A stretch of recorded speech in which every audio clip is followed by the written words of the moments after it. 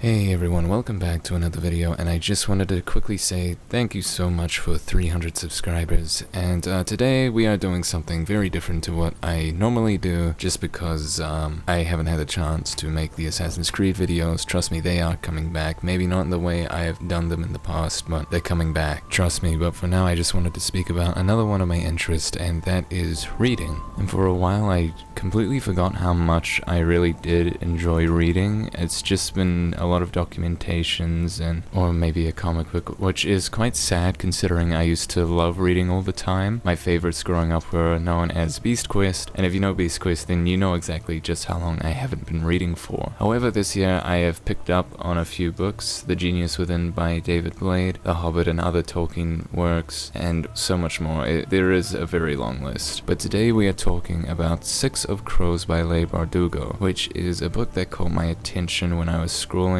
through book recommendations. So I picked it up and I actually really enjoyed it. However, I do still have my criticisms. First of all, I really like the initial setting or aesthetic of Kitterdam and the barrel, as I felt that I not only enjoy that type of setting in a story, but I feel it is perfect for the introductory point of some of the main characters in the story. This is probably the strongest area of each character in my opinion, and it is where they are simply located when we are first introduced to them. I think a good example is Matthias, who at the time was a completely shattered person in almost every aspect and in need of correction for some of his viewpoints. So a really good place to introduce a character like that would be Hellgate, which is a prison and a nasty one at that. Getting to the characters though, and as much as I did enjoy reading the story, there was so many predictable outcomes to things and way too many convenient things to assist the main cast, which eventually led me to not worrying for them as much, as I felt like the stakes were just not so important. Or should I say their lives didn't feel at risk, because something would just happen and save them. By the way, these characters are 17 years old, which is insane considering what they are doing and what they have been through. And yes, you could argue that experiences through their lives have made them act like this, but teenagers simply lack the maturity and understanding a lot of these characters have.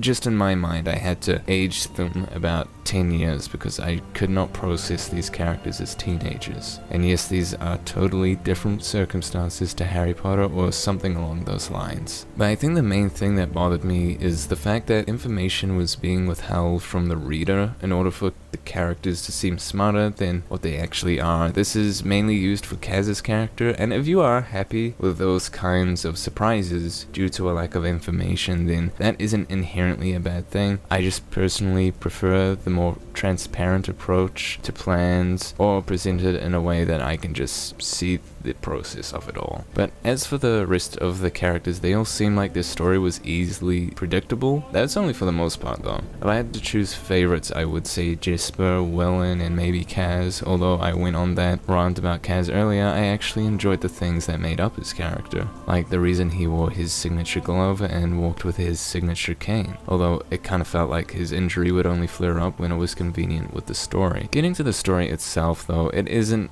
that bad. I like the story about heist and crime and all that. To me, the planning and setup for the heist is by far the most entertaining thing about it, as once again halfway through it felt like plot armor on the characters became way too strong and eventually it became predictable, and the end of the heist really echoed that fact for me. Plus that twist at the end, we all saw it coming. It wasn't a surprise. However, the book did keep me entertained and glued to it. I say it was predictable. I was still excited to see what happened next, and I will be continuing this series to Crooked Kingdom because, as I said, did really enjoy it, and if I like Crooked Kingdom then I will just read all the books in the Grishaverse. That being said though, I do have some other books I need to read first, and yeah, I hope you all enjoyed this video. I know it is very different to what I usually do, but those types of videos will come back very soon. So comment down below how you felt about Six of Crows, and maybe about this video. Leave a like, subscribe, and I'll catch you all later.